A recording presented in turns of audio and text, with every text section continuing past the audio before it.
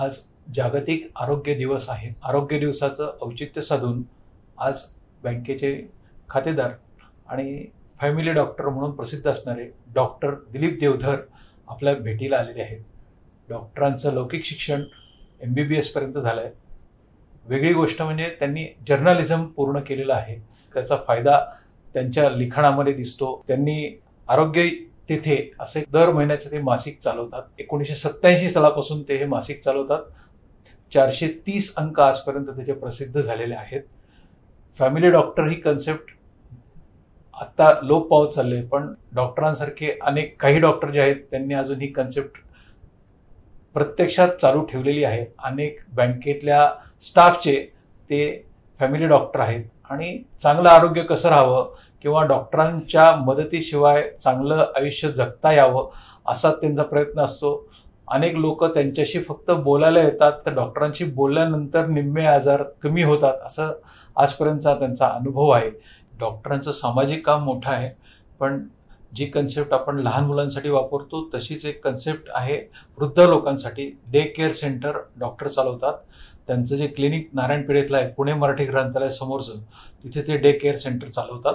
त्याचबरोबर भोगाव येथे एक मोठा वृद्धाश्रम डॉक्टर त्यांच्या याच्यातून चालवतात। मी त्यांचं भाषण सुरू करण्याची विनंती करतो। धन्यवाद। 7 एप्रिल हा जागतिक आरोग्य दिन म्हणून सर्वत्र पाळला जातो। याची सुरुवात 1948 सालापासून सुरू झाली। जिनिवामध्ये जे आरोग्य केंद्र आहे, WHO ऑफिस आहे, त्यांनी ही घोषणा करण्याचं ठरवलं। दरवर्षी एक वेगवेगळी घोषणा केली जाते। यावर्षीची घोषणा आहे माय हेल्थ माय राईट।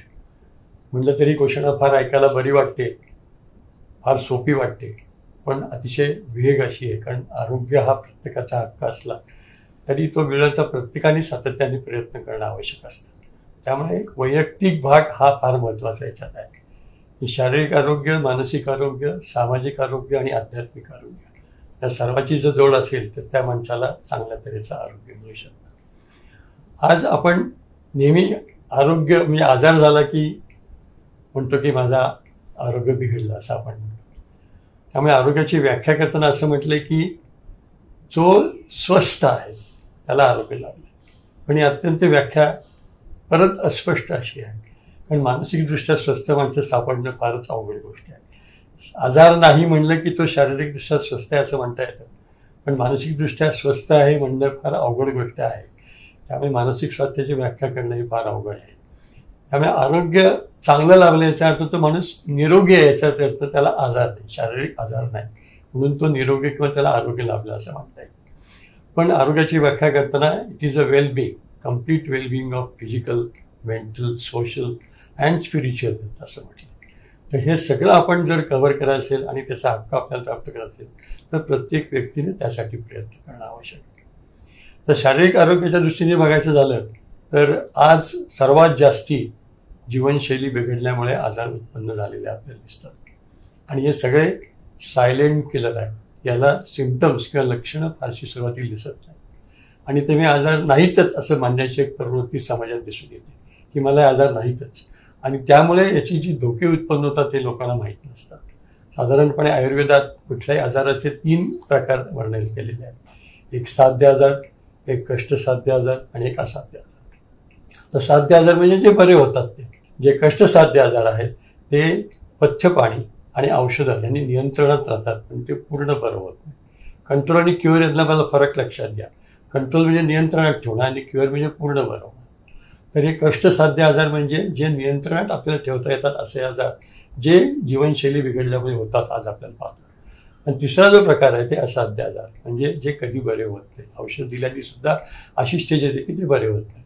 जसे कॅन्सरसारखे शेवटचा टर्मिनल जर स्टेज असेल तर कॅन्सरसारखे आजार बरे होत नाहीत, एड्ससारखे आजार बरे होत नाही। तर आजाराचे असे 3 प्रकार साधारणपणे आपण पाहतो।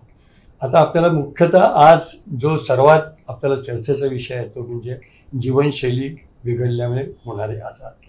ह्याच्यात आज आपण साधं बँकेचं उदाहरण घेतलं तर आज बैठक काम करणारी माणसं पुष्कळ आहेत। AC मध्ये बसून काम करणारी, सतत बैठक काम करणारी, त्यामुळे व्यायामाचा अभाव असलेली माणसं आहेत आणि सतत कॉम्प्युटरवर बसल्यामुळे फक्त हाताच्या हालचाली, फक्त फिंगर टिप्सच हालचाली होतात आणि मानेवर फार लोड पडतो त्याचा। त्यामुळे बऱ्याच जे क्लिअरिकल काम करतात किंवा लॅपटॉपवर जे काम करतात त्यांना मणक्याच्या तक्रारी पुष्कळ प्रमाणात आढळून येतात. कमरेचे आणि मानेचे मणके या लोकांचे बिघडलेले सापडतात. अशा लोकांना व्यायाम करणं हाच एक पर्याय असतो, पण तो बरेच वेळा केला जात नाही. कारण बहुतेक वेळा सांगितलं जातं की मला वेळ नाही.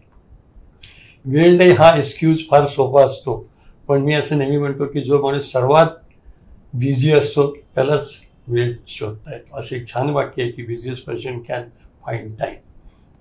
बरेच वेळा असं दिसतं की आजार उद्भवण्याची कारणं जीवनशैलीतील चुकीची जसं आहे तसंच व्यायाम आहाराच्या बाबतीत असं की आम्ही आयुर्वेदात असं म्हणतो की अयोग, मिथ्यायोग आणि अतियोग असं होतं.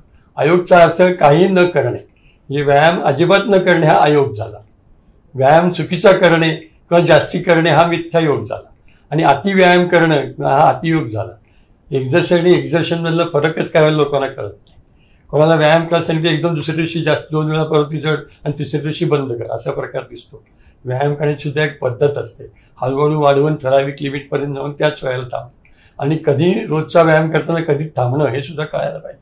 ते जर कळलं नाही तर अतिव्यायाम हा धोकादायक ठरू शकतो.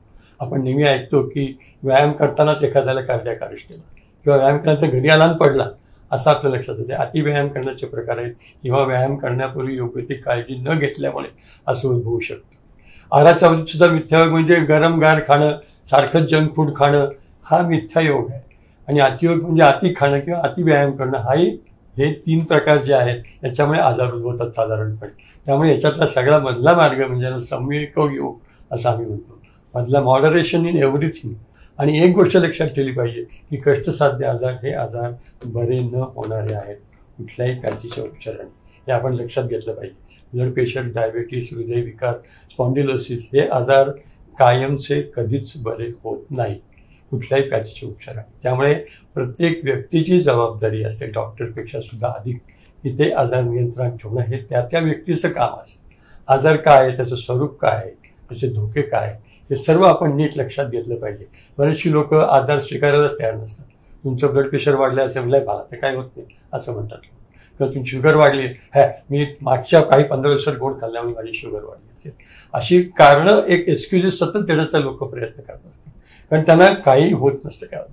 त्यामुळे आम्ही ह्या आजाराचं पहिलं लक्षण काय असं म्हटलं तर कोणतंही लक्षण नाही हेच एक लक्षण आहे आजारांचे असं म्हणतो. की काही लक्षण नसणं हे सुद्धा एक लक्षण आहे.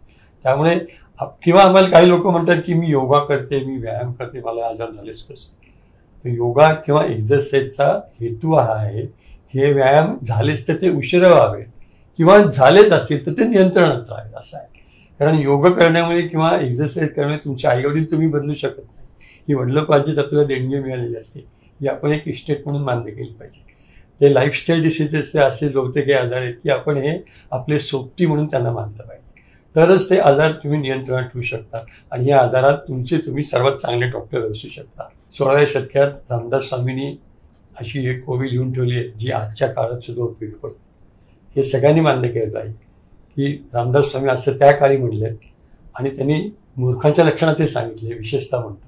आणि म्हणून सुशिक्षित माणसाला मी मुद्दामून सांगतो की आपण सुशिक्षित मूर्ख होऊ नका. रामदास स्वामींनी 16व्या शतकात जे सांगितलंय ती ओवी मी म्हणतो ती ऐका आपण आणि त्याप्रमाणे वागायला सुरुवात करा. कारण हे आजार नियंत्रण ठेवणे तुमच्या हातात आहे. रामदास स्वामी असं म्हणले होते की औषध न घे व्यथा, पथ्य न पाळे सर्वथा, न मिळे आलिया व्यथा तोची एक भूक. म्हणजे काय तर आजार पडल्यानंतर मी औषधच घेणार नाही असं जो म्हणेल तो माणूस मूर्ख आहे. आजारी पडल्यानंतर जो पथ्यपाणी करणार नाही आणि कायमचं सातत्याने महिनाभर पथ्य केलं नंतर सोडलं असं म्हणलं तर ते आजार नियंत्रणात राहणार नाही. हे आजार तुमच्या सोबती आहेत. त्यामुळे तुला कायम पथ्य पाणी हे आयुष्यभर सांभाळलं पाहिजे.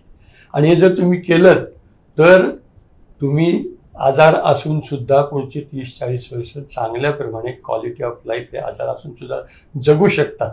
हे हा तुमचा हक्क आहे आणि असं जगणं हा तुमचा हक्क आहे. त्यामुळे माय हेल्थ माय राईट हा तुमचा हक्क अशा तऱ्हेने तुम्ही अंमलात आणू शकता. आणि पुढे रामदास स्वामी असं म्हटले ते न मिळे आलिया व्यथा म्हणजे आजाराला जो स्वीकारणार नाही, जो मी साथमी होणार नाही आजाराशी, जो आपला आजार हा आपला सोबती असं मानणार नाही तो माणूस मूर्ख आहे असं रामदास स्वामींनी म्हटलं.